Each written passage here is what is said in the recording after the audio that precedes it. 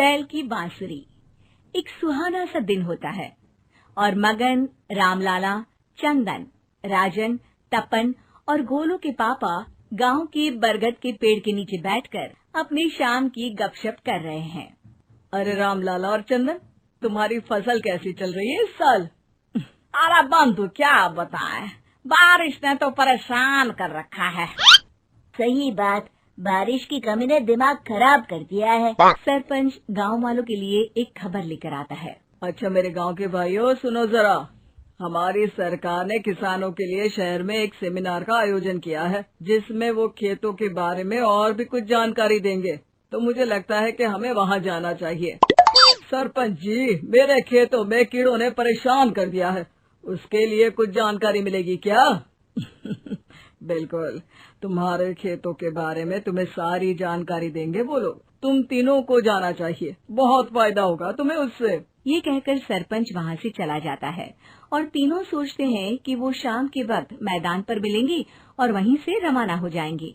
तीनों दोस्त मैदान पर मिलते हैं और जैसे ही निकलना शुरू करते हैं तभी एक बांसुरी की आवाज सुनकर वो भी उसी ओर सम्मोहित स्थिति में चलना शुरू कर देते हैं।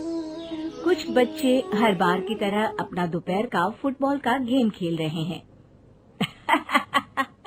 पकड़ लिया, पकड़ के दिखा मुझे, इतना भी नहीं कर सकता। अच्छा, कितना भागेगा? आखिरकार तो मेरी पकड़ में आ ही जाएगा। हाँ, तुझे पता नहीं तपन, राजन कितनी तेज दौड़ लगा सकता है। खेलते खेलते अचानक से एक बांसुरी की मीठी आवाज सुनाई पड़ती है। सारे बच्चे उसका पीछा करने लगते हैं। शाम हो गई है और बच्चों के घर न आने की वजह से उनकी माँ मैदान में पहुँच जाती है। राजन बेटे, अरे ओ राजन बेटे, किधर चले गए? इतनी देर हो गई, घर वापस क्यों नहीं आए बेटे? तपन बेटा, चलो घर, शाम हो गई है, कितना खेलोगे? और गोलू, ओ गोलू।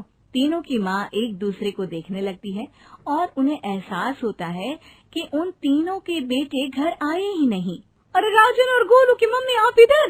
राजन और गोलू घर नहीं आए क्या अभी तक? नहीं तो दोपहर में राजन मुझे बताकर गया था कि वो तपन और गोलू के साथ खेलने जा रहा है। मैंने सुना है कि गांव में एक चुड़ैल घूम रही है, कहीं वही तो नहीं ले गई ना हमारे बच्चों को? ऐसा कुछ नहीं हुआ होगा, हम तीनों अलग अलग जगह ढूंढते हैं, इधर ही खेल रहे होंगे तीनों बच्चे। ये कहकर तीनों बच्चों की माएं उन्हें ढूंढने निकल गई। बहुत देर हो गई और फिर भी तीनों बच्चे मिले नहीं। तीनों की माएं मैदान पर फिर से मिलती हैं। सुनिए जी, ये तीनों मिल ही नहीं रहे और मेरे दिमाग में बहुत बुरे बुरे ख्याल आ रहे हैं। आप चिंता मत कीजिए, हम सरपंच से जाकर बात करते हैं, वो हमारी मदद करेंगे। गोलू की माँ सही कह रही हो, चलो चलते हैं। एक उम्मीद की आशा लेकर तीनों अपने बेटों की फिक्र में सरपंच के घर जा पहुंचती है।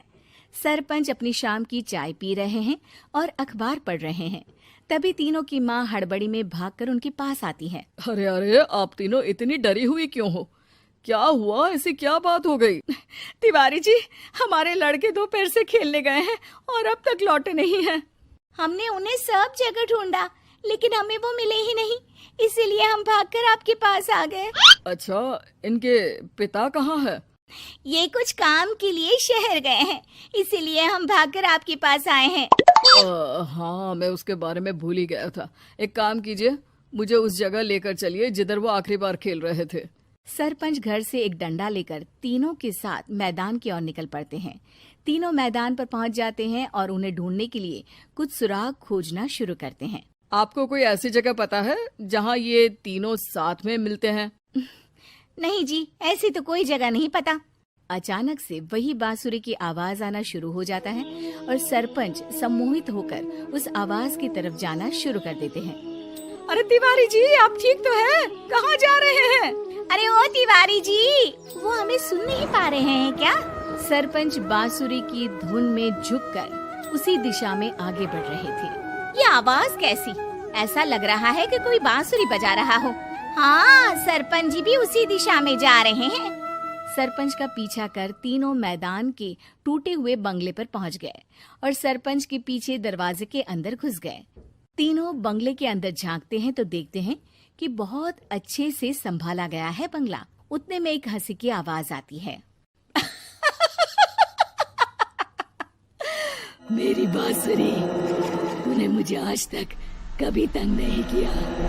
हमेशा अपने जादू से लड़कों को खींच लाती है। ये बोलते ही राजन की माँ को तीनों बच्चे और उनके पिता वहाँ चुड़ैल के पास लेटे हुए दिखते हैं। अरे वो देखो गोलू के पापा। अरे रे, अरे गोलू की माँ, अब चुप रहिए ना जरा।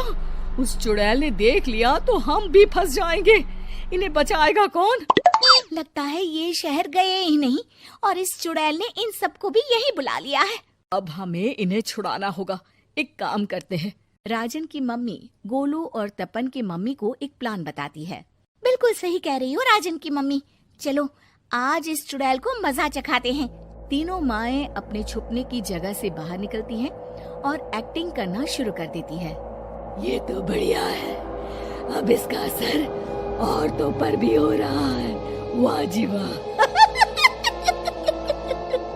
तीनों माएं चुड़ैल की थोड़ा करीब आती हैं। राजन और गोलू की माँ चुड़ैल को पकड़ लेते हैं और तपन की माँ बांसुरी हाथ से पकड़कर तोड़ देती है। अरे पागल औरत, ये क्या कर दिया? मेरी बांसुरी को तोड़ दिया। अब मेरी शक्तियाँ खत्म हो जाएगी।